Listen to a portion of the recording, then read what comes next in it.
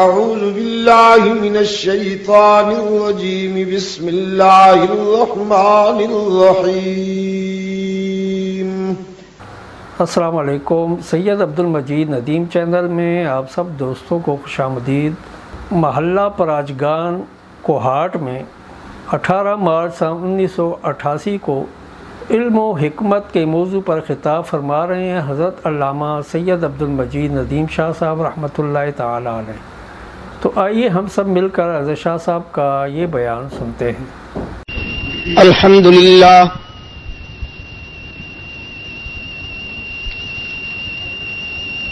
الحمدللہ وحدہ والصلاة والسلام علی من لا نبی بعدہ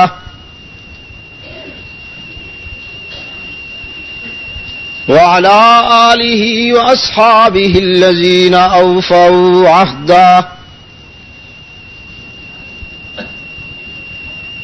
الذين هم مفاتيح الرحمة ومصابيح الغرر.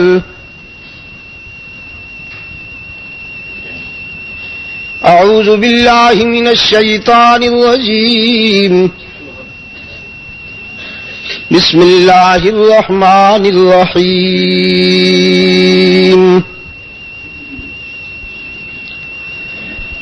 وَإِذْ يَرْفَعُ إِبْرَاهِيمُ الْقَوَاعِدَ مِنَ الْبَيْتِ وَإِسْمَاعِيلُ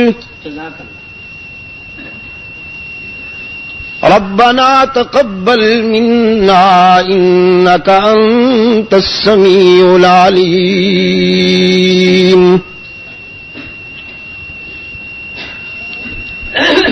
ربنا وجعلنا مسلمين لك ومن ذريتنا أمة مسلمة لك وأرنا مناسكنا وتب علينا إنك أنت التواب الرحيم. ربنا وابعث فيهم رسولا منهم يتلو عليهم آياتك ويعلمهم الكتاب والحكمة ويزكيهم إنك أنت العزيز الحكيم. صدق الله مولانا العظيم. وعن معاوية بن أبي سفيان رضي الله تعالى عنهما قال قال قائدنا الأعظم رسول الله صلى الله عليه وسلم من يرد الله به خيرا يفقهه في الدين. وصدق رسوله النبي الأمي الكريم ونحن على ذلك لمن الشاهدين والشاكرين والحمد لله رب العالمين. صدر اجلاس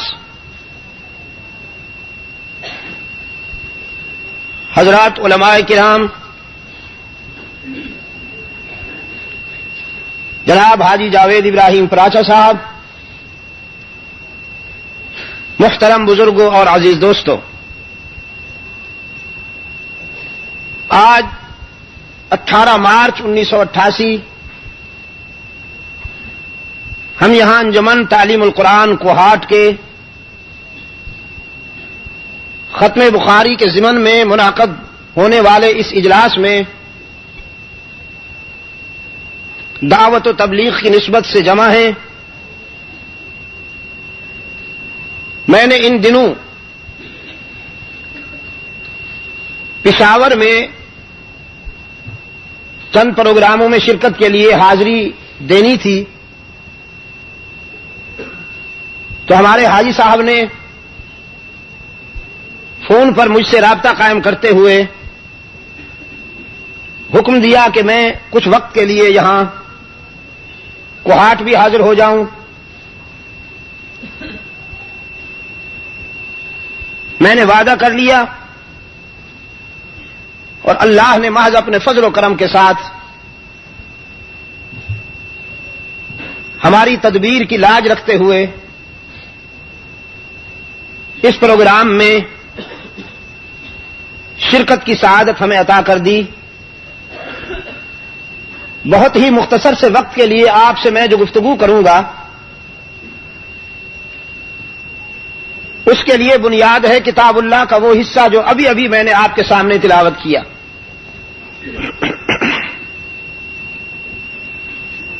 قرآن کریم کے اس حصہ میں روئے زمین پر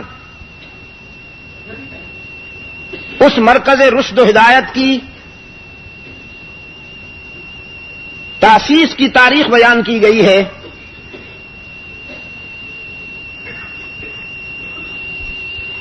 کہ جس نے پوری دنیا انسانیت کو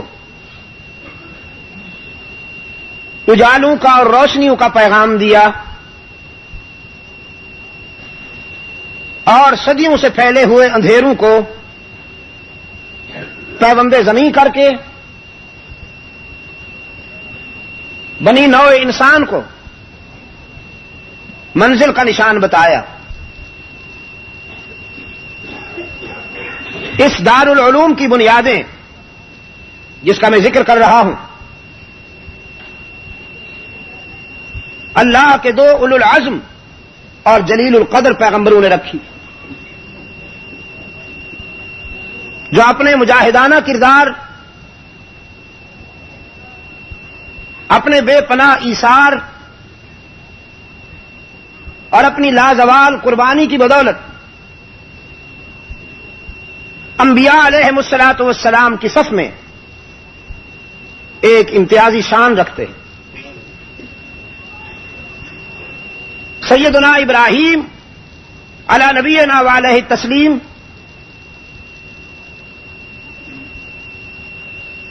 ایک ایسے مجاہدانہ کردار کا نام ہے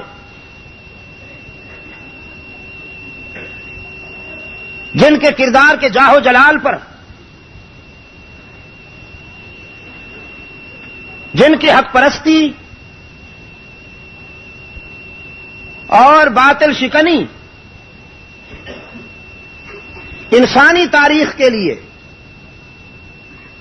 متاع فخر ہے.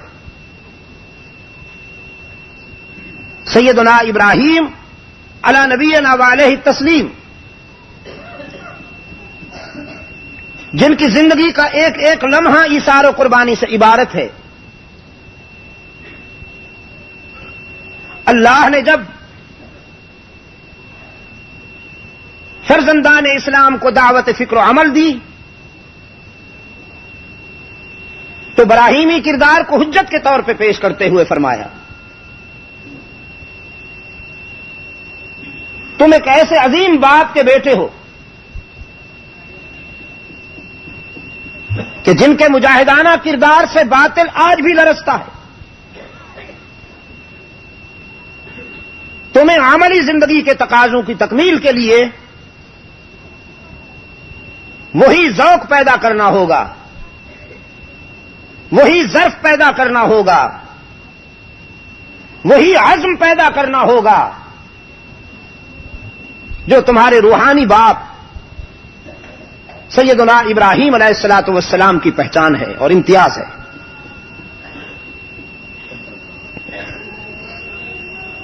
مکتب مصطفی کی بنیادیں مجاہدوں کے ہاتھ سے رکھی گئی, مجاوروں کے ہاتھ سے نہیں رکھی گئی.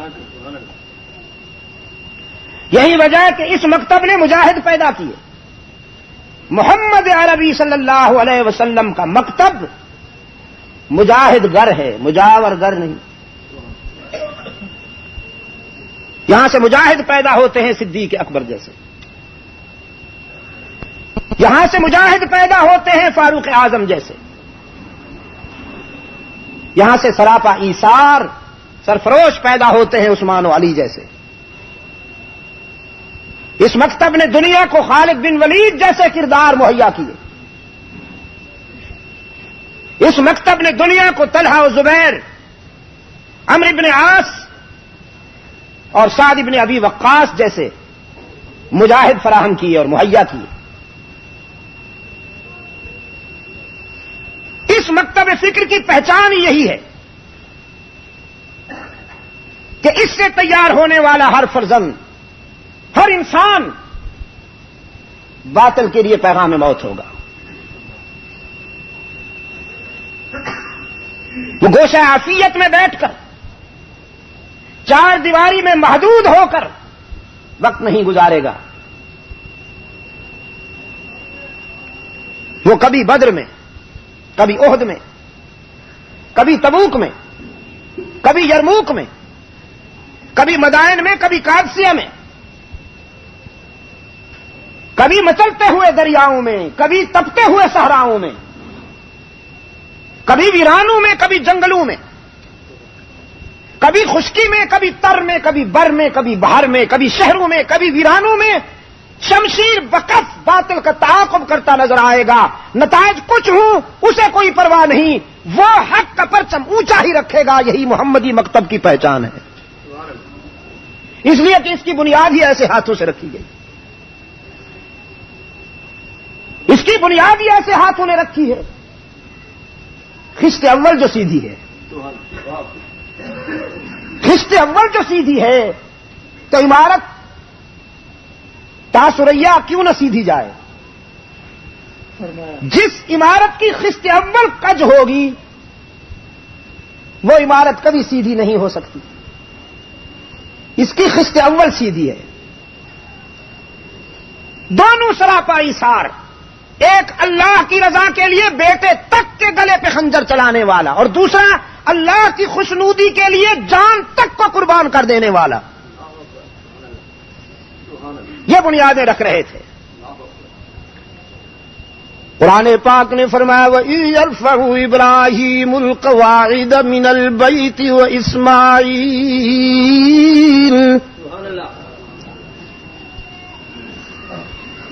اس حوالے سے ایک بات کہتا ہوں، کیونکہ میری گفتگو ریکارڈ بھی ہو رہی ہے، ہم تو نہیں رہیں گے، شاید آنے والی نسلیں بھی سنیں گی. علوم نبوت پر حامل جب بھی کسی جد و جہد کا آغاز کیجئے یا کسی مرکز کی بنیاد رکھیے، کسی مجاہد ہی سے رکھوایا کیجئے تاکہ وہاں سے مجاہدوں کی کھیپ پیدا ہو. وَإِذْ يَرْفَعُ إِبْرَاهِيمُ الْقَوَاعِدَ مِنَ الْبَيْتِ وَإِسْمَاعِيلُ. ابراہیم و اسماعیل علیہ السلام کے ہاتھوں سے جب مرکز رشد و ہدایت کی بنیادیں رکھی جا رہی ہیں، ایثار و قربانی کی پہچان، عظمتوں کے نشان، جلالتوں کا برہان ابراہیم و اسماعیل علیہ السلام اس مکتب اور اس دارالعلوم کی بنیادیں رکھ رہے ہیں جس میں محمد کو معلم بننا تھا صلی اللہ علیہ وسلم، جس کا نصاب تعلیم قرآن نے بننا تھا،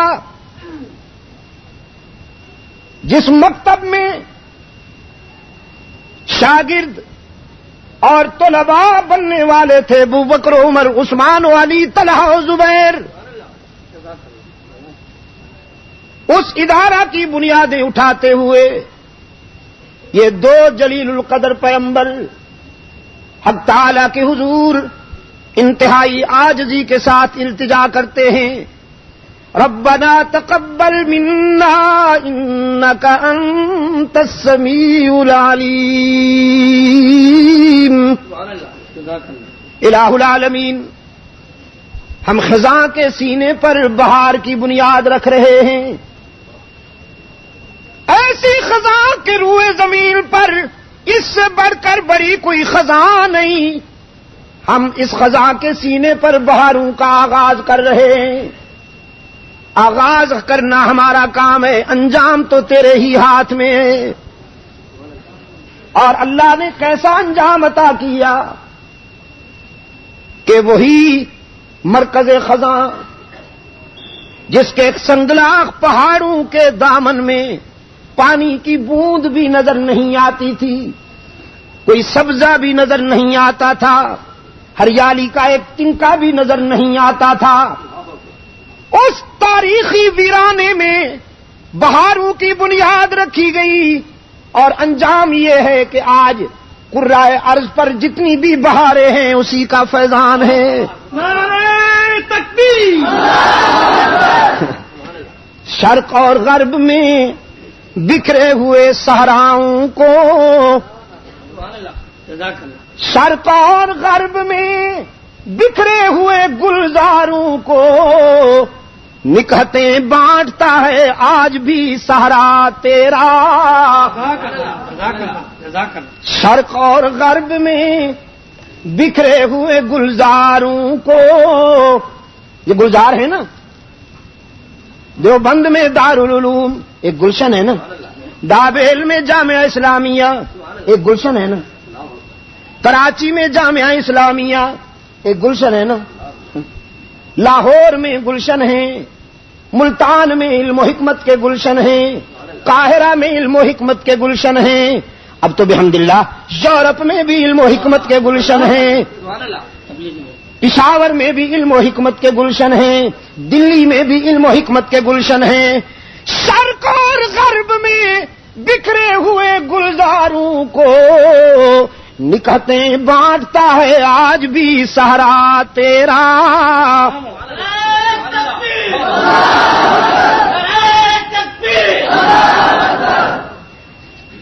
دو مخلص معماروں کے آنسو قبول کر لیے گئے، دو مخلص معماروں کے پسینے کے قطرے قبول کر لیے گئے۔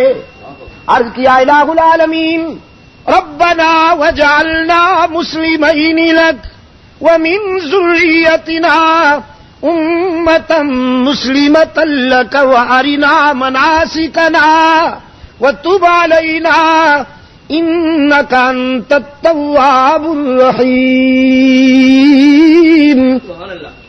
الہ العالمین اپنے اس محترم گھر کے آداب، اپنے اس محترم گھر کے ادب کے کرینے ہمیں بھی سکھا دے، ہماری اولاد کو بھی سکھا دے، ہمیں اس کے سامنے عاجزی کے ساتھ جھکنے کی توفیق عطا فرما دے، اور ہمیں ہماری اولاد کو اس گھر کے سامنے سجدہ ریزی کے سلیقے سکھا دے، اور اے ہمارے رب ہمارے بچوں میں یہاں آ کر اگر کبھی کسی سے کوتاہی ہو جائے بتقاضۂ بشریت تو ہم پیشگی معذرت چاہتے ہیں، ہمارے بچوں کی کوتاہیوں کو بھی معاف فرما دے۔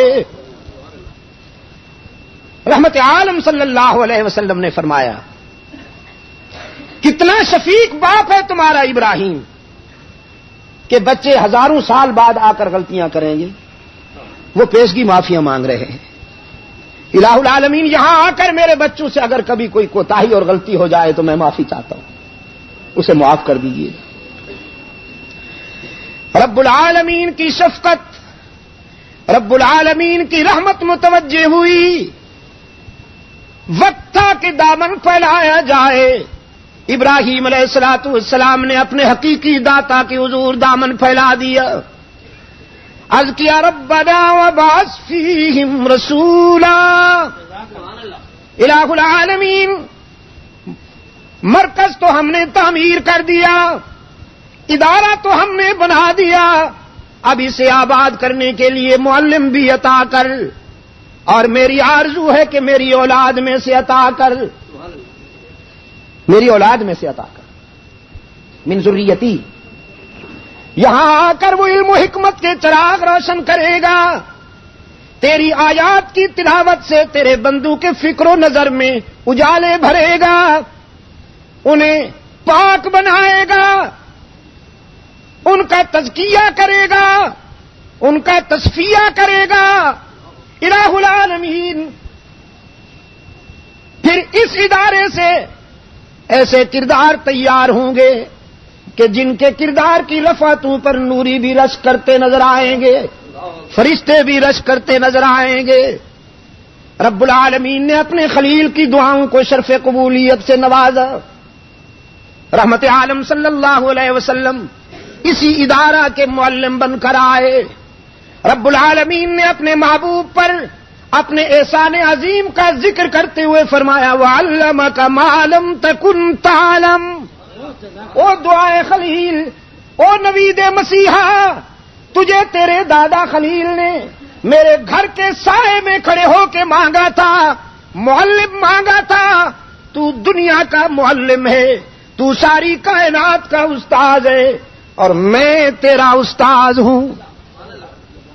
تجھ سے سب نے سیکھنا ہے اور تو نے مجھ سے سیکھا ہے۔ وَعَلَّمَكَ مَا لَمْ تَكُنْ تَعْلَمْ وَكَانَ فَضْلُ اللَّهِ عَلَيْكَ عَظِيمًا۔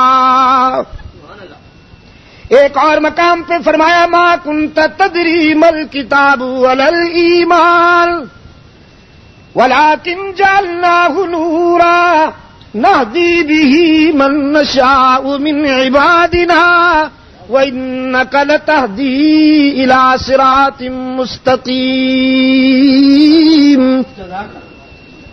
میرے محبوب، ہم نے تیرے ظرف میں علم و حکمت کے جو جواہر پارے ڈالنے تھے، تو اس کے لیے ہم نے تیرے ظرف کو بالکل خالی رکھا، اسے صاف کیا، پاک کیا، خالی رکھا۔ ہم نے اس میں علم و حکمت کے جواہر پارے ڈالنے تھے۔ یہ ہے ما کنت تدری ما الکتاب ولا الایمان کے معنی۔ ما کنت تدری ما الکتاب ولا الایمان کے معنی یہ نہیں ہے کہ خدا نخواستہ تو جانتا ہی کچھ نہیں تھا، تیرے پاس تھا ہی کچھ نہیں، نہیں۔ ما کنت تدری ما الکتاب ولا الایمان کے معنی یہ ہیں کہ کتاب و ایمان کے وہ اجالے، کتاب و ایمان کے وہ سویرے، کتاب و ایمان کی وہ روشنی کہ جس کے لیے ہم نے تیرے دل کو منتخب کیا تھا، اس اجالے کے لیے، ان روشنیوں کے لیے ہم نے تیرے قلب کا ظرف خالی رکھا کہ یہاں جب بھی آئے وہی دولت آئے، یہاں جب بھی آئے وہی دولت آئے۔ یہی وجہ ہے کہ وحی کی خلوتوں میں جب روح الامین نے سب سے پہلا سبق دیا ہے وحی کا اور فرمایا اقرا بسم ربک الذی خلق، تو رحمت عالم نے کھلے الفاظ کے ساتھ فرمایا ما انا بقارن، ما انا بقارن، میرا ظرف تو منتظر ہے، میں نے تو کسی سے پڑھنا لکھنا نہیں سیکھا۔ روح الامین خوش ہوئے، فرمایا ہم بھی یہی چاہتے تھے کہ آپ یہی کہیں کہ میرا ظرف تو اسی دولت کے لیے خالی ہے، میرا دل تو اسی دولت کے لیے خالی ہے۔ ما انا بقارن، میں نے کسی استاد سے پڑھنا لکھنا نہیں سیکھا۔ اللہ کے عطا کردہ پروگرام کے مطابق روح الامین نے سرکار دو عالم صلی اللہ علیہ وسلم کو اپنی آغوش امانت میں لے کے بھینچا، چھوڑ دیا، پھر بھینچا، چھوڑ دیا، پھر اپنی آغوش امانت میں لے کر بھینچا اور فرمایا اقرا، اب پڑھیے۔ تو رحمت عالم صلی اللہ علیہ وسلم نے اب پڑھنا شروع کیا، فرمایا اقرا بسم ربک الذی خلق خلق الانسان من علق اقرا وربک الاکرم الذی علم بالقلم علم الانسان ما لم یعلم۔ رحمت عالم صلی اللہ علیہ وسلم ساتھ ساتھ پڑھتے جا رہے ہیں، لیکن وحی کے پہلے اسباق کے دوران ذرا زبان تیز چلتی تھی۔ استاد نے فرمایا لا تحرک به لسانک لتعجل به۔ یہ زبان کیوں تیز چلتی تھی؟ کہ کوئی جملہ، کوئی لفظ، کوئی حرف رہ نہ جائے، کوئی جملہ، کوئی لفظ، کوئی حرف رہ نہ جائے۔ بڑی نازک امانت ہے نا، اسے سنبھالنا ہے، پھر اس کے تقاضے پورے کرنے ہیں۔ قرآن کریم بڑی نازک امانت ہے نا، زبان تیز چلتی ہے۔ رب العالمین نے فرمایا لا تحرک به لسانک لتعجل به۔ میرے محبوب جلدی میں زبان مت چلائیے، شاید اس خیال سے کہ کوئی جملہ، کوئی لفظ، کوئی حرف رہ نہ جائے، چھوٹ نہ جائے۔ یہ فکر کرنے کی آپ کو کیا ضرورت؟ ان علینا جمعہ وقرآنا فَإِذَا قَرَأْنَاهُ فَاتَّبِعْ قُرْآنَا ثُمَّ إِنَّ عَلَيْنَا بَيَانَا۔ یہ ذمہ داری تو ہماری ہے، آپ کے سینے میں قرآن کریم کو اتارنا بھی ہمارا کام، آپ کی زبان پر قرآن جاری کروانا بھی ہمارا کام، پھر اس کے حکمتوں، اس کے معانی، اس کے مفاہیم، اس کے اسرار، اس کے رموز، اس کے بصائر آپ کی زبان سے جاری کروانا اور بیان کروانا بھی ہمارا کام. یہ سورہ قیامت غالباً آخری آیات ہے. پہلی آیت کیا ہے؟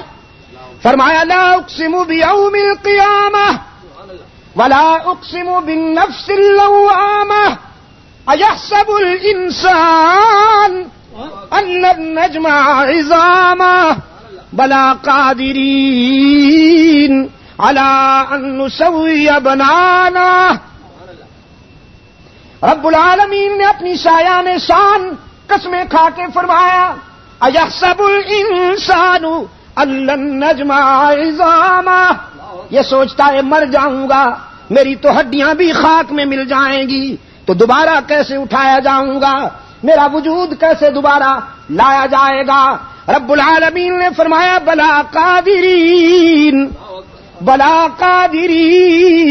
علی ان نسوی بنانا. تو نہیں تھا، ہم نے ایک پانی کی ناپاک بوند سے تجھے وجود میں لائے، تجھے خوبصورت انسان بنایا، ناپاک قطرے سے تجھے ایسا بنایا، تیری آنکھوں کو حسن دیا، تیرے دانتوں کو چمکنا دیا، تیری جلد کو ملاحت دی، تیرے تبسم کو کشش دی، تیری گفتگو میں خطابت اور فصاحت کے جوہر بھر دیے، تیرے بالوں میں کشش دی، تیرا سراپا حسن و جمال کر دیا، ناپاک قطرے سے ایسا حسین بنا دیا. تو پھر جب تیری ہڈیاں مٹی میں مل جائیں گی پھر تجھے وجود میں بھی ہم لا سکتے ہیں. یہ تمہید ہے، یہ تمہید ہے، یہ تمہید ہے اس حقیقت کو اپنے محبوب کے دل میں اتارنے کے لیے کہ ہم تیرے دل میں قرآن کیسے بٹھائیں گے، ہم تیری زبان سے قرآن کیسے جاری کرائیں گے، ہم اس کی حکمتیں، ہم اس کے مفاہیم و معانی اور مطالب، ہم اس کے اسرار و رموز تیری زبان سے کیسے جاری کرائیں گے. یہ اس کی تمہید تھی. انسان سوچتا ہے کہ موت کے بعد میں کیسے اٹھایا جاؤں گا، میری ہڈیوں کو کیسے منظم کیا جائے گا، میں کل عدم ہو چکا ہوں گا، وجود میں کیسا لایا جاؤں گا. رب العالمین نے دعویٰ کیا بلا قادرین، کوئی اور نہیں، ہم اٹھائیں گے. جس طرح ہم تجھے نیست سے ہست میں لائے ہیں، تو نہیں تھا تو تجھے بنا ڈالا، اب تجھے موت کے بعد بھی زندہ اٹھائیں گے. فرمایا میرے محبوب جس طرح مٹی میں مل جانے کے بعد انسان کی بکھری ہوئی ہڈیوں کو جوڑ کر انہیں منظم کر کر دوبارہ اٹھانا ہمارا کام ہے، اسی طرح قرآن کے حقائق کو تیرے دل میں بٹھانا بھی ہمارا کام ہے.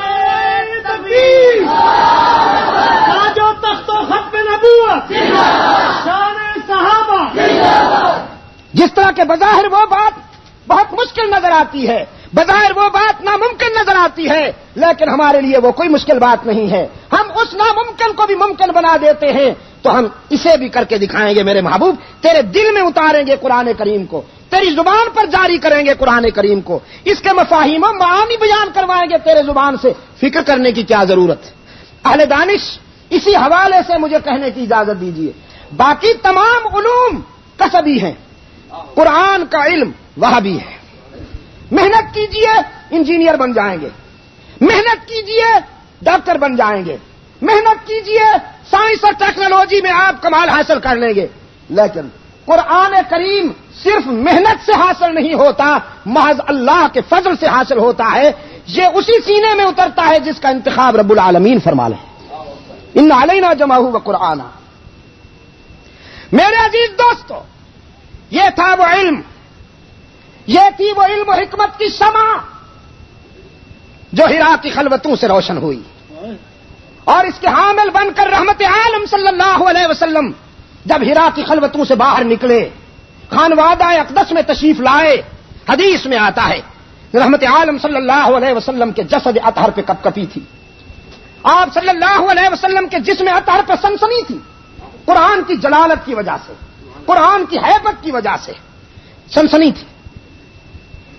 گھر میں جب تشریف لائے تو گھر میں قدم رکھتے ہی خدیجۃ الکبریٰ رضی اللہ تعالی عنہا سے فرمایا زملونی زملونی زملونی خدیجہ، مجھ پہ چادر ڈال دو، مجھے کمبل اڑا دو، خشیت علی نفسی، مجھے تو اپنی جان کی فکر ہے کہ میں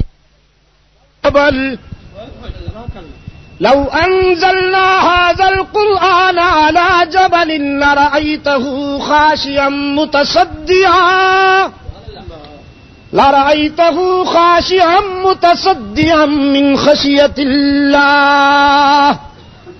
اگر ہم کسی مضبوط اور کسی مستحکم پہاڑ پر قرآن کریم کو نازل کریں تو دھرتی کے سینے پر کوئی پہاڑ اتنا مضبوط نہیں، کوئی پہاڑ اتنا مستحکم نہیں جو قرآن کریم کی ہیبت کو برداشت کر سکے، قرآن کریم کی جلالت کو برداشت کر سکے.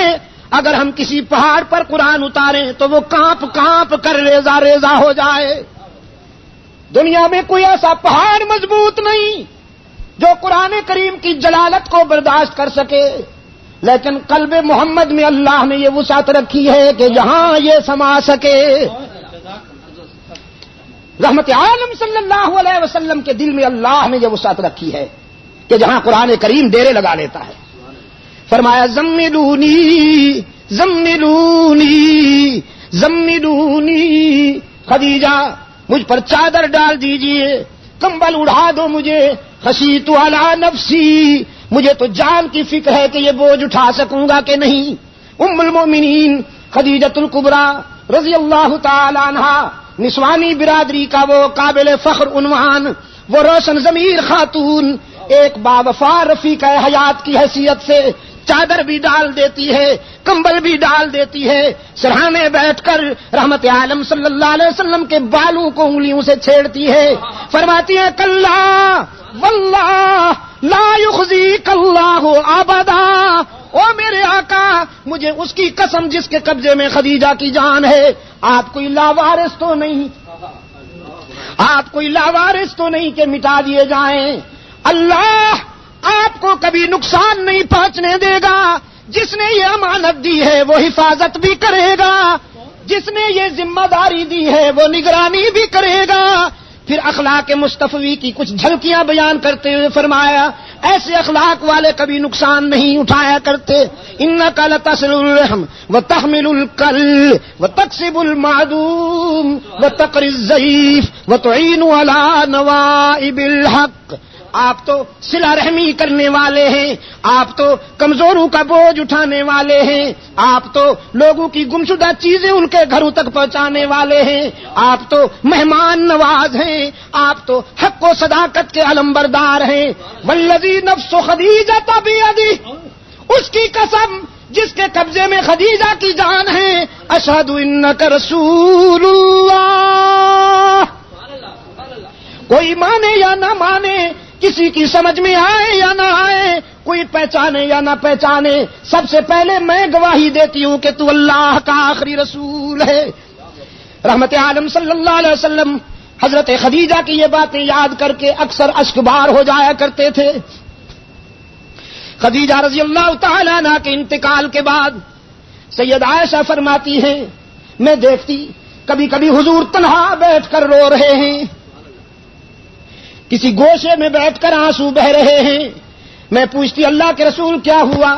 فرماتے بس کوئی بات نہیں، ذرا خدیجہ یاد آ گئی تھی. سیدہ عائشہ فرماتی ہیں رضی اللہ تعالی عنہا، میں عرض کرتی اللہ کے رسول حیرت ہے، اللہ نے آپ کو اتنی اچھی بیویاں دی ہیں، آپ اس بوڑھی عورت کو یاد کر کے روتے ہیں. رحمت عالم صلی اللہ علیہ وسلم فرماتے عائشہ تمہیں کیا بتاؤں کہ میرے دل میں خدیجہ کیا نقش چھوڑ گئی. خدیجہ میرے دکھوں کی ساتھی ہیں. جب ساری دنیا مجھے ستاتی تھی تو خدیجہ رضی اللہ تعالی عنہ کی تسلی مجھے سکون بخشتی تھی. جب ہر طرف سے انکار ہوتا تھا تو خدیجہ میرے موقف کا اقرار کرتی تھی. جب ساری دنیا نے میرے پیغام کو ٹھکرا دیا خدیجہ نے اسے دل سے لگا لیا. خدیجہ نے اپنا سب کچھ میرے مشن پہ قربان کر دیا. شعب بنو ہاشم میں خدیجہ نے میرے ساتھ سوشل بائیکاٹ کا زمانہ گزارا. عرب کی وہ نامور تاجر جس کی تجارت کے قافلے میلوں چلا کرتے تھے، پھر میں نے دیکھا کہ وہ ہفتوں تک فاقے کر رہی ہے، رنگت زرد پڑ جایا کرتی تھی، ہفتوں تک کھانے کو کچھ نہیں ملتا تھا. رحمت عالم صلی اللہ علیہ وسلم فرماتے خدیجہ مجھے افسوس ہے کہ میرے ساتھ میری رفاقت کی وجہ سے آپ کو یہ دن دیکھنے پڑے. خدیجہ عرض کرتی اللہ کے محبوب آپ افسوس کیوں کرتے ہیں؟ میں تو زندگی کے ان لمحات پر افسوس کیا کرتی ہوں جو آپ سے جدائی میں گزرے ہیں. اے کاش کہ میری ساری زندگی انہی تلخیوں میں گزرتی لیکن آپ کے قدموں میں گزرتی. رضی اللہ تعالی عنہ. عزیز دوستو، یہ تھی وہ علم و حکمت کی شمع جو ہرا کی خلوتوں میں روشن ہوئی، اور پھر جس کے اجالوں نے اتنے عظیم کردار ادا کیے ہیں کہ آج انسانیت ان پہ فخر کرتی ہے۔ انسانیت کی بات کر رہا ہوں، حیوانیت کی بات نہیں کرتا۔ یہ بات کئی مرتبہ کہہ چکا ہوں کہ کسی عظیم کو پہچاننے کے لیے بھی عظمت چاہیے، کسی عظیم کو پہچاننے کے لیے بھی عظمت چاہیے۔ آپ چمگادڑ سے پوچھیں کہ سورج کتنا حسین ہے، وہ کہے گی دفع کرو جی، سورج ذرا برابر اچھا نہیں لگتا مجھے، نہ اس میں کوئی روشنی ہے نہ اس میں کوئی تابانی ہے، خام خواہ کر مجھے بے قرار کر دیتا ہے، پوچھتا بھی نہیں طلوع ہو جاتا ہے، کیا ضرورت ہے اس کی؟ چمگادڑ کو سورج نہیں اچھا لگتا تو کیا فرق پڑتا ہے؟ چمگادڑ کو سورج اچھا نہیں لگتا، وہ خود جو کمبخت چمگادڑ ہے، وہ سورج کہ جس کے اجالے ساری دنیا سے تاریکیوں کو دور کر دیتے ہیں، وہ سورج کہ جس کی حرارت نباتات و جمادات کو پیغام حیات دیتی ہے، زندگی کا پیغام دیتی ہے، وہ سورج کہ جس کی تابانی کائنات کے ایک ایک ذرے کو بقع نور بنا دیتی ہے، چمگادڑ اس کی اپوزیشن ہے، وہ اسے اچھا نہیں لگتا۔ تو کچھ ایسے ہیں جنہیں آسمان ہدایت پر چمکتے ہوئے ستاروں سے بیر ہے، محمد کے پیاروں سے بیر ہے، انہیں ابو بکر اچھا نہیں لگتا، انہیں فاروق اعظم اچھا نہیں لگتا، انہیں عثمان اچھا نہیں لگتا، کچھ بدبختوں کو علی اچھا نہیں لگتا، کچھ بد نصیبوں کو خالد بن ولید ہو، عمرو بن عاص ہو، طلحہ ہو، زبیر ہو، حسنین و معاویہ اچھے نہیں لگتے۔ جس طرح چمگادڑ سورج کا بیری ہے، یہ حیوان محمد کے پیاروں کے بیری ہیں۔ تکبیر، اسلام، عظمت صحابہ، انجمن طلیب القرآن، مجلس تحفظ حقوق اہل سنت، علامہ سید عبد المجید شاہ صاحب ندیم، جمعیت علماء اسلام، تکبیر۔ میں پرانے چمگادڑوں کی بھی بات کر رہا ہوں، کچھ نئے چمگادڑ بھی ہیں، کچھ نئے چمگادڑ ہیں جنہیں ٹی وی نے پیش کیا، جن کی کنٹریبیوشن اس کے سوا کچھ نہیں کہ وہ ٹی وی پہ آ کے ایکٹنگ کرتے، آثار قیامت، انہیں مفکر اسلام کا ٹائٹل دیا جاتا ہے۔ مفکر اسلام پہ بھی دل نہیں بھرتا، پھر ڈاکٹر کی دم بھی ساتھ لگتی ہے، اس پہ بھی دل نہیں بھرتا، پھر مفسر قرآن کہا جاتا، ڈاکٹر، مفسر قرآن، اسلامی سکالر، وہ کیا کہتے ہیں، پی ایچ ڈی، پتہ نہیں کیا کیا مصیبتوں میں دم لگتی ہے صاحب۔ وہ بارش ہو رہی تھی نا بہت تیز، ایک آدمی موسلا دھار بارش میں گھبرا کر آیا دیہات میں، کسی دیہاتی کے دروازے پہ آ کے اس نے دستک دی، اس کے جھونپڑے پہ، اس کے گھر پہ، کچا سا گھر تھا، کہہ رہا دروازہ کھولو بارش ہو رہی ہے، ذرا جگہ دے دو مجھے۔ اندر جو آدمی بیٹھا تھا اس نے کہا کیا نام ہے تمہارا، کون ہو؟ کہنے لگا مسافر ہوں، لاہور سے آیا ہوں۔ ان کا کیا نام ہے تمہارا؟ اس نے کہا جی میرا نام ہے عبد العزیز قادری چشتی سہروردی فلانا فلانا۔ ساتھ یہ جو دمیں لگائی نا، وہ پہلے دروازہ کھول رہا تھا، دوبارہ بند کر دیا، کہنے لگا اتنے آدمیوں کے لیے میرے لیے کوئی گنجائش نہیں ہے، اگر ایک آدمی ہوتا تو آپ پھر دروازہ کھول دیتا، تم چونکہ بہت زیادہ ہو اس لیے آپ واپس تشریف لے جائیے، بارش میں بھیگ بھیگ کر مر جائیے، لیکن میں دروازہ نہیں کھولوں گا۔ ہوس ہے نا، ہوس ہے، تسکین نہیں ہوتی، بہت سارے دم لگنے چاہیے۔ اور قومی زندگی میں خدمات اس کے سوا کچھ نہیں کہ ٹی وی کی اس پر سکرین پر ایکٹنگ ہوتی ہے، ٹوپی کی نمائش ہوتی ہے، اینک کی نمائش ہوتی ہے اور ایکٹنگ ہوتی ہے۔ پہلے طبلہ سرنگی، اس کے بعد مفکر قرآن صاحب، اس کے بعد پھر گانا بجانا ناچنا۔ یہ گوبر اور مکھن کو خلط ملط کر دیا، دودھ اور پیشاب کو ملا دیا، پہلے گانے والیاں پھر مفکر صاحب، پہلے مفکر صاحب پھر ناچنے گانے، برادری جو ایک ہوئی، جنس جو ملتی ہوئی۔ میرا ایک دوست وزیر اطلاعات بنا تھا، نام نہیں لیتا ہوں، تحریک تحفظ ختم نبوت میں جب میرے اوپر کیس تھے، تقریباً 9 کیس تھے صرف راولپنڈی ڈسٹرکٹ میں اور اٹک میں، وہ میرا وکیل تھا، وہ کیس ان کے پاس تھے، اس دور سے ہمارا تعلق ہے۔ شیخ القرآن رحمۃ اللہ علیہ کے کیس بھی وہی سنبھالتے تھے، تو گھنٹوں ہماری باتیں ہوا کرتی تھی راولپنڈی کچہری میں، تعلق ہے۔ اب وہ ماضی میں وزیر اطلاعات بنے، انہوں نے مجھے فون پر گھر پہ رابطہ قائم کر کے فرمایا شاہ صاحب آپ کا بھائی یہ ناچیز وزیر اطلاعات بن گیا ہے, آپ کی تقریریں لوگ سنتے ہیں, ہزاروں کی تعداد میں ہوتے ہیں, بس آپ ٹی وی پہ آئیے, ٹی وی پہ آپ اللہ کی توحید بیان کیجئے, سیرت سرور کائنات بیان کیجئے, مقام صحابہ بیان کیجئے, سارا ملک سنے گا, پوری دنیا سنے گی. اگر آپ میری وزارت میں ٹی وی پہ نہ آئے تو پھر کب آئیں گے؟ میں نے کہا بہت مہربانی راجا صاحب, بہت مہربانی,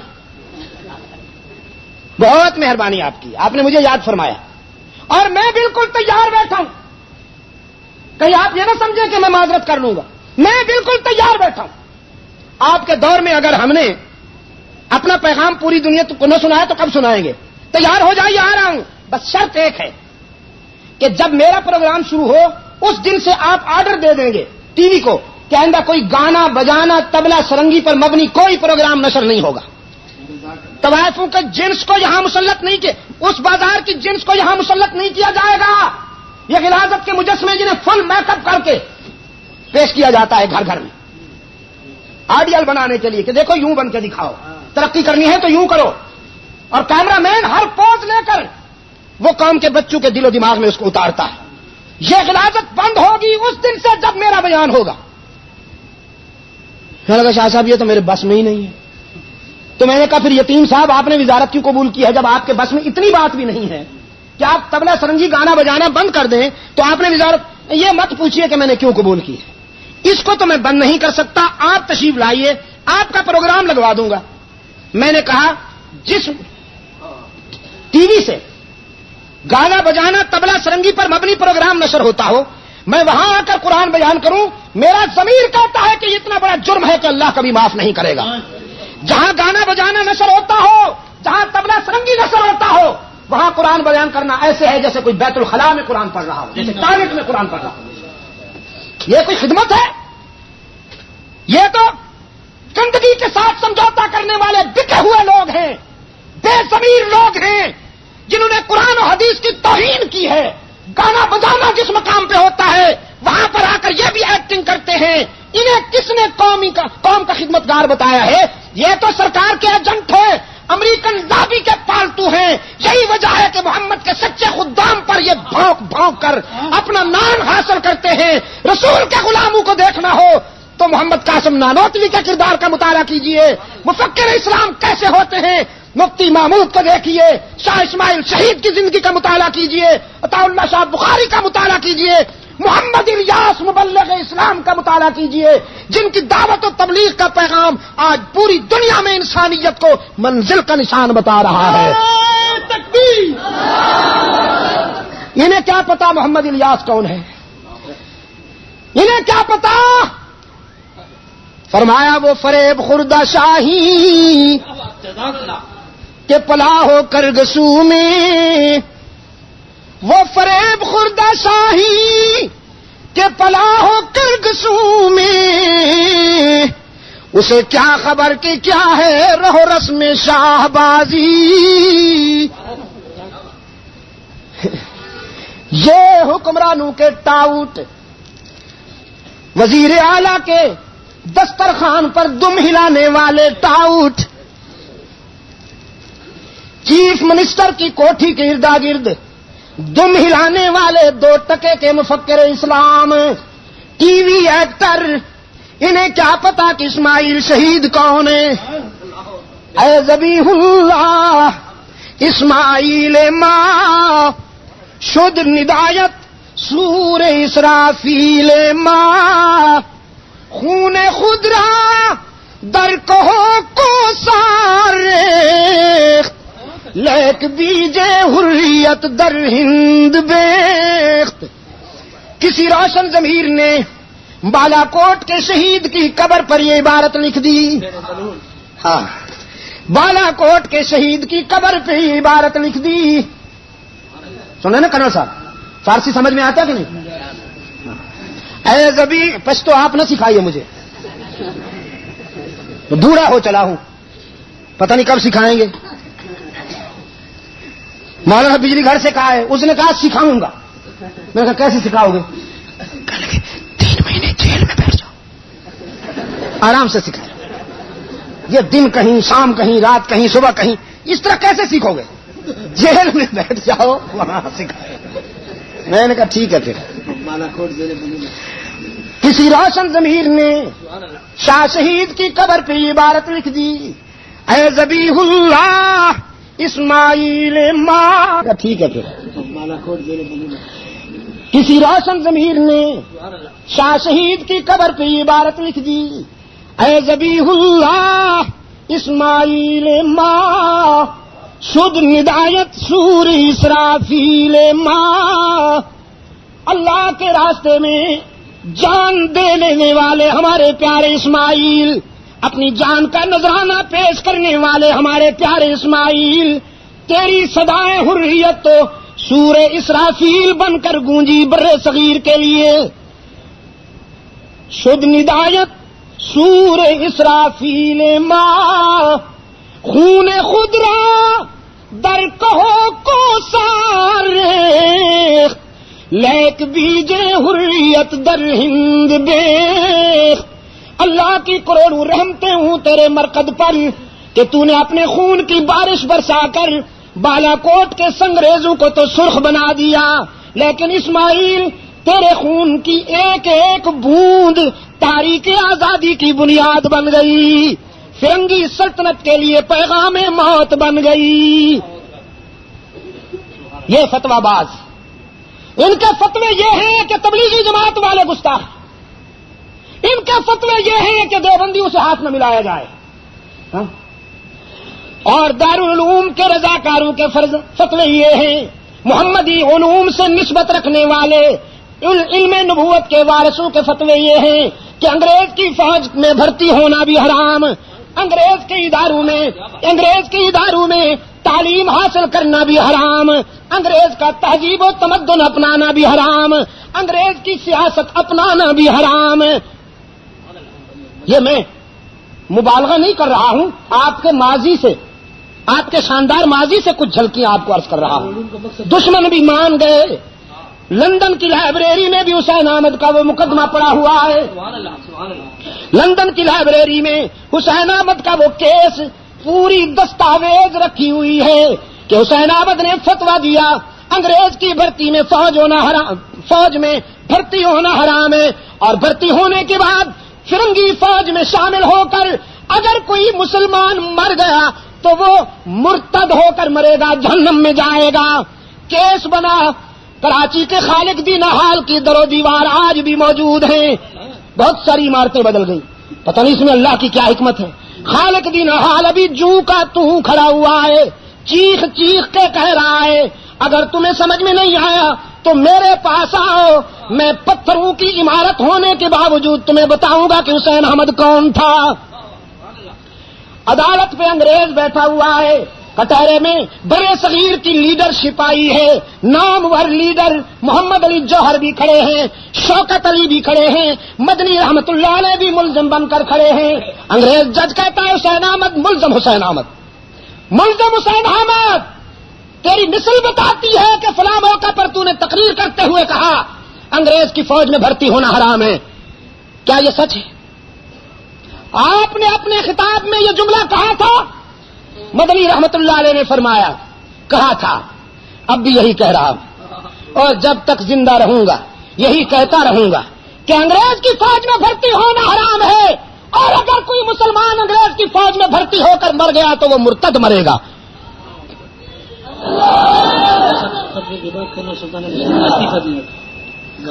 ہاں انگریز آگ بگولا ہو گیا، آتش زیر پا ہو کر کہنے لگا معلوم ہے اس کی سزا کیا ہوگی. آپ انگاروں سے کھیل رہے ہیں، آپ موت کے بیوقاری نظر آتے ہیں، آپ کو معلوم ہے کہ اس کی سزا کیا ہوگی. حضرت مدنی رحمت اللہ علیہ نے بغل میں گٹھڑی کھول کر سامنے رکھ دی، فرمایا معلوم تھا کہ اس کی سزا کیا ہوگی، اس لیے کفن دیوبند سے ساتھ لایا ہوں.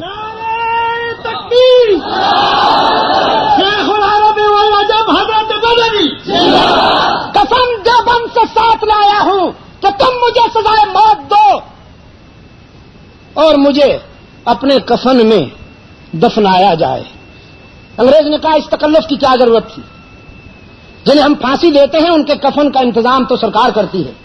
مدنی رحمت اللہ علیہ نے فرمایا جو حسین احمد انگریز کی فوج میں بھرتی ہونا حرام سمجھتا ہے مرنے کے بعد انگریز کا کفن پہننا بھی حرام سمجھتا ہے. یہ اس دارالعلوم کے مجاہدوں کا لہجہ ہے جس دارالعلوم کو نسبت ہے محمد عربی کے علم سے. اور ان کا لہجہ، ان کا فتویٰ یہ ہے کسی دیوبندی سے ہاتھ ملانا حرام ہے، کسی دیوبندی کے سلام کا جواب دینا حرام ہے. حق احساس کمتری کے مارے ہوئے بیماروں. پنجاب کے ایک مفتی نے فتویٰ دیا کسی دیوبندی کو سلام یا اس سے ہاتھ ملانے سے بیوی طلاق ہو جائے. اور سارے فتوے وہ آزما چکا، لوگ مانتے نہیں تھے. لوگ کہاں مانتے ہیں؟ اس دور کے لوگ کہاں مانتے ہیں؟ مولوی کی بات سنی اور ہضم کر گئے. اب اس نے سمجھا کوئی ایسی خطرناک بات کروں کہ یہ ڈرے. اس نے کہا دیوبندی سے ہاتھ ملانا اور اس کے سلام کے جواب دینے سے بیوی طلاق ہو جاتی ہے. بس اب کہو گے ان کے ساتھ سلام یا جواب دو گے؟ لوگوں نے کہا نہیں بیوی کون چھوڑتا ہے. میں بس ٹھیک کہہ رہا ہوں، یہی ہے اسلام کی منشا، یہی ہے اس کے رسول کا تقاضا، یہی ہے. ہمارا ایک نوجوان بڑا من چلا سا، اگلے دن صبح سویرے حلوے کی پلیٹ تر و تازہ لے کر چاندی کے ورق لگا کر چمکاتا ہوا حضرت صاحب کے پاس پہنچا. دور سے مولوی صاحب سے کہا السلام علیکم حضرت. مولوی صاحب حلوے پہ نظر پڑتے ہی طبیعت میں شباب آ گیا. کہنے لگا وعلیکم السلام، کیسے تشریف لائے؟ تقریباً ملنے کے لیے حاضر ہوا ہوں، یہ قبول فرمائیے. مولوی صاحب نے وہ رکھ لی. مسافر تو کیا معانقہ کیا، حلوہ لانے کو تو معانقہ کرنا ہی مباح ہے نا جی، مستحب ہے. پھر ہو کر معانقہ کیا. پھر وہ نوجوان بیٹھ گیا. کہنے لگا حضرت آپ کی کل جمعہ کی تقریر کے چرچے سارے شہر میں ہیں، بچہ بچہ کہہ رہا ہے آپ نے حق بیان کیا. دیکھو نا جی، اس دور میں بھی ابھی کچھ لوگ زندہ ہیں جو حق بیان کر رہے ہیں. آپ کی حق گوئی پر پورا شہر گونج رہا ہے. مجھے بھی بڑا سکون ملا. میں نے جب سنا کہ آپ نے حق بیان کیا اور ایسا فتویٰ دیا ہے بہت خوشی ہوئی. تو چونکہ آپ نے فتویٰ دیا تھا کہ کسی دیوبندی کے سلام کا جواب دینے سے اور مسافہ کرنے سے بیوی طلاق ہو جاتی ہے، دیا نا آپ نے فتویٰ؟ ہاں بچہ دیا. کہا تو پھر مجھے تو آپ جانتے ہی ہیں، میں تو خاندانی دیوبندی ہوں. سلام کا جواب بھی دے دیا، مسافہ تو کیا معانقہ کر دیا آپ نے. اب آپ سے تو فارغ ہو گئی، میرے ہی حوالے کر دیجئے، بوڑھی صحیح گزارا کر لوں گا. یہ ان کے فتوے ہیں، یہ ان کے فتوے ہیں، یہ ان کی پہنچ ہے. اور دارالعلوم دیوبند کا پہلا طالب علم، دارالعلوم دیوبند سے فراغت حاصل کرنے والا پہلا طالب علم، حسن اتفاق دیکھیے، حسن اتفاق دیکھیے. بنیاد رکھنے والا بھی محمود، سب سے پہلا سبق دینے والا بھی استاد بھی محمود، اور سب سے پہلے شرف تلمذ حاصل کر کے سند فراغت حاصل کرنے والا بھی محمود، استاد ملا محمود، شاگرد محمود حسن دیوبندی. لوگوں نے کہا محمود حسن دارالعلوم کے ہاتھوں میں آپ کی قبر بننی چاہیے. آپ کسی جگہ کو نشان زد کر دیں، اسی جگہ آپ کی قبر بنائی جائے گی اور کتبہ لگایا جائے گا. یہ اس مادر علمی کا پہلا فرزند ہے محمود حسن. اس نے اس مادر علمی سے سب سے پہلے اکتساب علم و حکمت کیا ہے. یادگار ہوگی محمود حسن دیوبندی رحمت اللہ علیہ فرمانے لگے تم چاہتے ہو کہ موت کے بعد میری مرکز بنے، اس پہ کتبہ لگے، لیکن مجھ سے تو پوچھو کہ میں کیا چاہتا ہوں. میری آرزو یہ ہے اسلام اور مسلمانوں کے ازلی دشمن انگریز سے ٹکراؤں، اسلام اور مسلمانوں کے ازلی دشمن انگریز کے مقابلے میں میدان کارزار میں جاؤں، شمشیر بکف ہو کر میدان کارزار میں اتروں، اللہ اور اس کے رسول کے دشمنوں سے ٹکرا کر انہیں ماروں، وہ مجھے ماریں، اور پھر میرے جسم کا ریزہ ریزہ کر دیں، ٹکڑے ٹکڑے کر دیں. میدان کارزار میں میرے جسم کے ٹکڑے پھیل جائیں، انہیں پرندے کھا جائیں، میرے دفن کفن کی نوبت ہی نہ آئے. حشر میں اللہ کے حضور جب میری پیشی ہو اور جب میرا نام پکارا جائے تو پرندوں کے بطون سے محمود حسن کے جسم کے ٹکڑے جمع ہو کر انسان بن کر اپنے خالق کے سامنے حاضری دوں.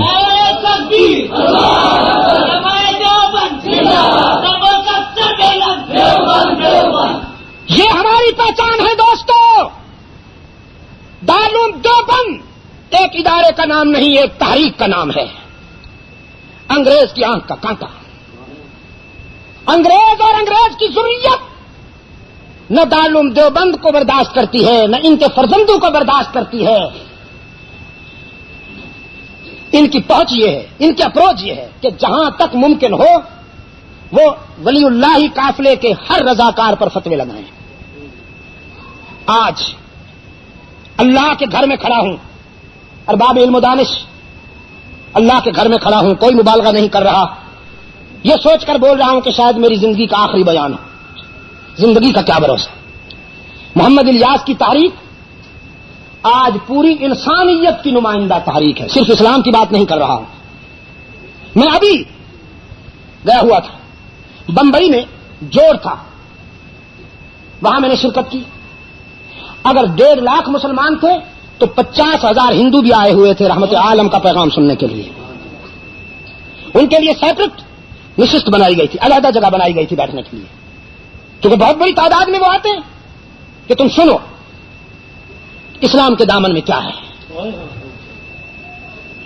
ہندو میں وہ شودر یا ہریجن افراد جن کے ساتھ اونچ نیچ کا برتاؤ کیا جاتا ہے، غیر انسانی سلوک کیا جاتا ہے، اونچی ذات کا ہندو جنہیں مسلمان سمجھنے کو، انسان سمجھنے کو تیار نہیں، وہ آتے ہیں اسلام کی انسانیت نوازی کو سنتے ہیں، اسلام کی انسانی ہمدردی کو سنتے ہیں. مجھے وقت نہیں تھا، ہمیں بہت دور جانا تھا ایک جلسے میں شرکت کے لیے. کچھ دیر میں نے شرکت کی.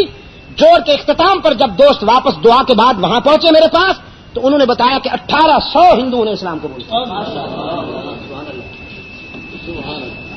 یہ ایک اجتماع کی بات کر رہا ہوں، ایک اجتماع کی. اسی طرح میں نے 83 میں گودرا میں ہونے والے تبلیغی اجتماع میں شرکت کی تھی، وہاں بھی 3,500 غیر مسلمان ہوئے.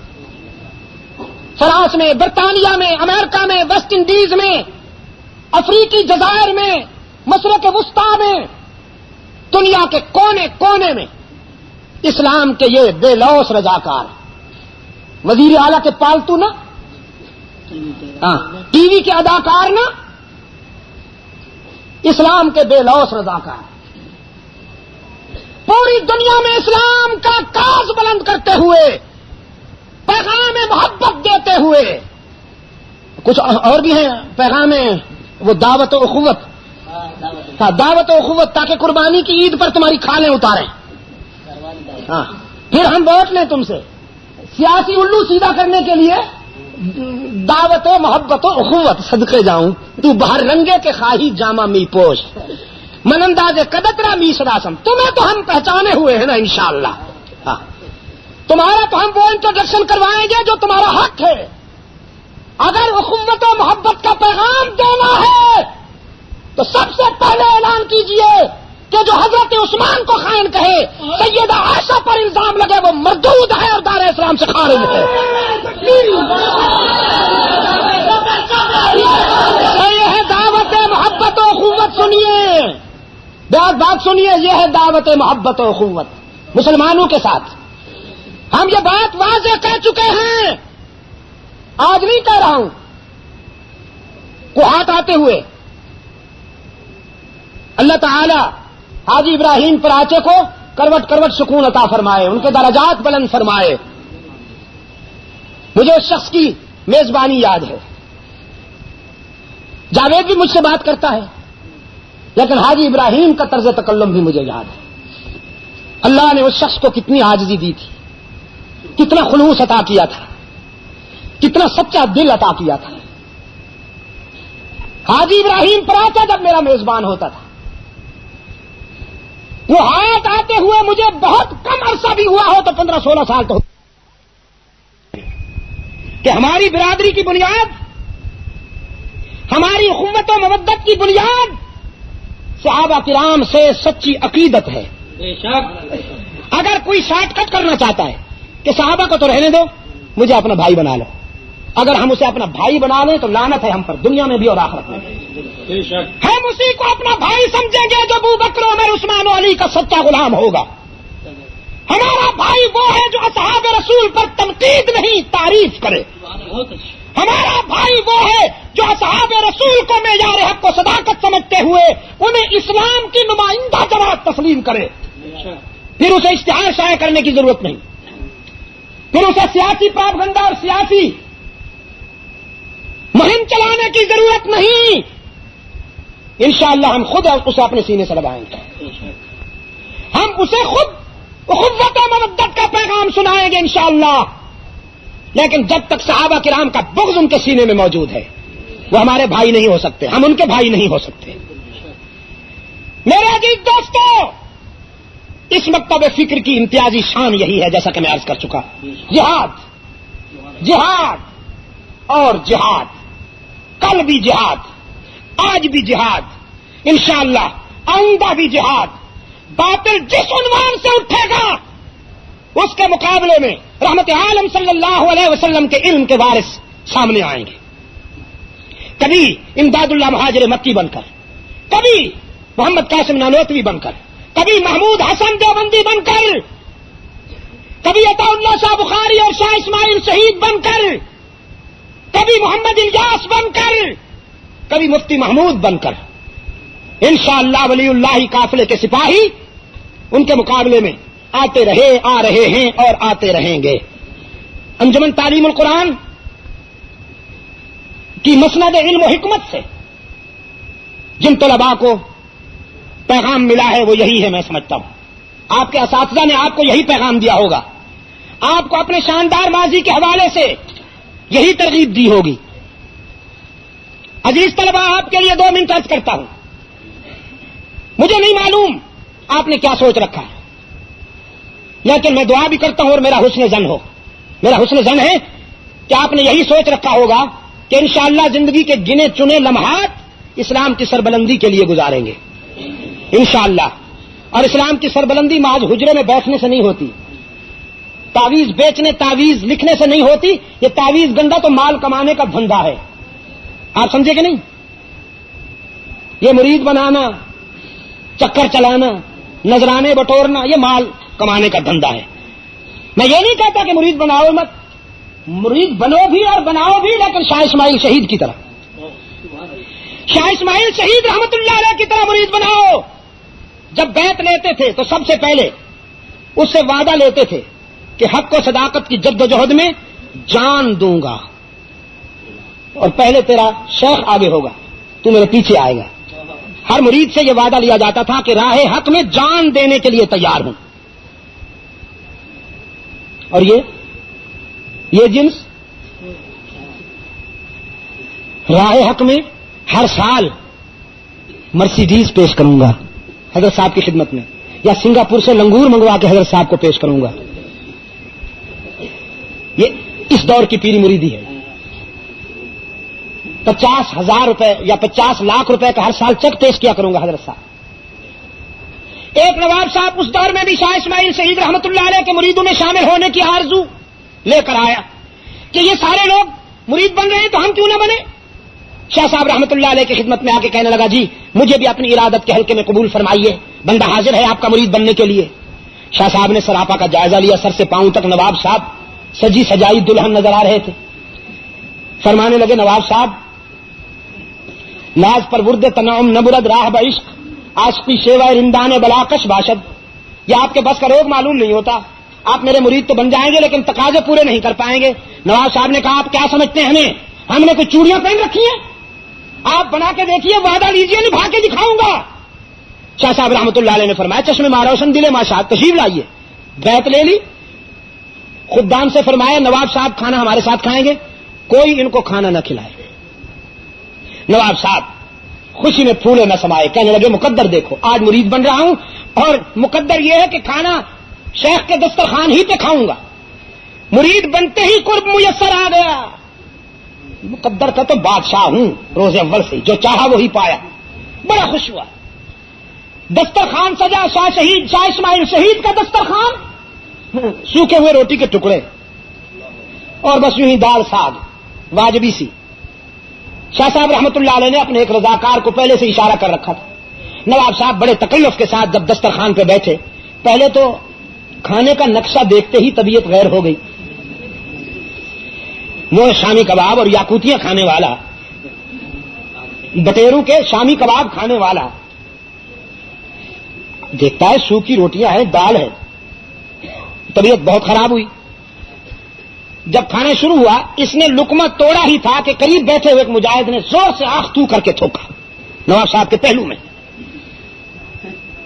نواب صاحب نے کھانا وہیں چھوڑ دیا غصے میں کہنے لگے لا حول ولا قوت، کیا مصیبت ہے، کوئی آداب نہیں، کوئی ایٹیکیٹس نہیں، ادھر کھانا کھایا جا رہا ہے، ادھر تھوکا جا رہا ہے، یہ کس مصیبت میں مبتلا ہو گیا ہوں، ہم ایسے ماحول میں کھانا نہیں کھا سکتے۔ ناراض ہو کر چلے گئے۔ شاہ صاحب نے رضاکاروں سے فرمایا کھانا کوئی نہ کھلائے انہیں۔ ایک وقت کا فاقہ کر لیا، دوسرے وقت تشریف لائے، جو ہی لقمہ توڑا، اس طرف سے بیٹھے ہوئے ایک مجاہد نے زور سے ناک صاف کی۔ نواب صاحب پھر تڑپ کر کھڑے ہو گئے، کہنے لگے انا للہ و انا الیہ راجعون، وقتوں کو ذرا بھی تہذیب نہیں ہے، شائستگی نہیں ہے، ادھر کھانا کھایا جا رہا ہے، ادھر کبھی تھوکتے ہیں کبھی ناک صاف کرتے ہیں، کس مصیبت میں مبتلا ہو گیا ہوں، ہم ایسے ماحول میں کھانا نہیں کھا سکتے۔ پھر چلے گئے، 2 وقت کا فاقہ ہو گیا، اب تیسرے وقت پر تشریف لائے۔ ٹانگیں کانپ رہی تھی، رنگت زرد پڑ چکی تھی، اور انتڑیاں قل هو اللہ تو کیا سورہ یاسین ختم کر چکی تھی۔ دسترخوان پہ بیٹھے، لقمہ توڑا ہی تھا کہ پھر ایک رضاکار نے زور سے تھوکا۔ پھر نواب صاحب ڈٹ کر کہنے لگے اب تو اگر تم یہاں پاخانہ بھی پھیر دو تو کھانا کھائے بغیر نہیں اٹھوں گا، تم نے سازش کر رکھی ہے میرے قتل کی، مارنا چاہتے ہو۔ 2 وقت کا فاقہ ہو گیا ہے، مرنے کو آ گیا ہوں، کبھی تھوک کے اٹھا دیتے ہو، کبھی ناک صاف کر کے اٹھا دیتے ہو، اب نہیں اٹھوں گا، جو مرضی آئے کر لو۔ شاہ صاحب رحمۃ اللہ علیہ نے فرمایا نواب صاحب نہ ہم آپ کو مارنا چاہتے ہیں نہ آپ کو اذیت پہنچانا چاہتے ہیں، میں آپ کو یہ بتا رہا تھا کہ یہ میدان جہاد ہے، یہاں یہ نزاکتیں نہیں چلیں گی، اس میدان میں ان نزاکتوں والے کبھی کامیاب نہیں ہوا کرتے۔ شاہ صاحب رحمۃ اللہ علیہ کی سیرت میں ہے، دہلی کے جامع مسجد کو جون جولائی کی شدید گرمی جب دہکا دیا کرتی تھی اور جامع مسجد کے صحن کے پتھر انگارے بن جایا کرتے تھے، شاہ صاحب رحمۃ اللہ علیہ ننگے پاؤں ان پر چلا کرتے تھے، پاؤں میں آبلے پڑ جاتے تھے، آبلے پھٹ کر زخم بن جاتے تھے۔ لوگوں نے کہا شاہ صاحب آپ اپنے وجود پر اس قدر ظلم کرتے ہیں، اس کی کیا ضرورت ہے؟ فرمانے لگے ظلم نہیں کر رہا ہوں، عادی بنا رہا ہوں پاؤں کو، آگے چل کر ہم نے جہاد کے مرحلوں سے گزرنا ہے، مسلمانوں اور اسلام کے دشمنوں سے ٹکرانا ہے، تپتے ہوئے صحراؤں نوکیلے پتھروں پہ سفر کرنا ہے، تو پاؤں کو ریہرسل دے رہا ہوں، کل تلخیاں دیکھ کر کہیں گھبرا نہ جائیں کہ ہم نے تو یہ پہلے دیکھی نہیں تھی۔ آپ کو اساتذہ نے سال ہا سال محنت کر کے علم و حکمت کی جو امانتیں دی ہیں، ان کا تقاضا یہ ہے کہ آپ کا حال آپ کے شاندار ماضی سے عملاً وابستہ ہونا چاہیے۔ کوئی مصلحت، کوئی مفاد، دنیا کی کوئی ہوس اور کشش آپ کو اپنے شاندار ماضی سے جدا نہ کر سکے، بس یہی آپ کی کامیابی ہے اور آپ کے اس مکتب کی پہچان ہے۔ اللہ آپ کا حامی و ناصر ہو۔ وآخر دعوانا ان الحمدللہ رب العالمین۔ ابھی آپ حضرت علامہ سید عبد المجید ندیم شاہ صاحب رحمۃ اللہ علیہ کو سماعت فرما رہے تھے۔ آپ سب دوستوں سے گزارش ہے کہ ہمارے اس چینل کے ساتھ جڑے رہیں اور حضرت شاہ صاحب کے بیانات کو آگے اپنے دوستوں میں بھی شیئر کرتے رہیں۔ آپ سب دوستوں کا بہت شکریہ، ملتے ہیں ایک نئی ویڈیو کے ساتھ، تب تک کے لیے اللہ حافظ۔ پاکستان آئندہ باد۔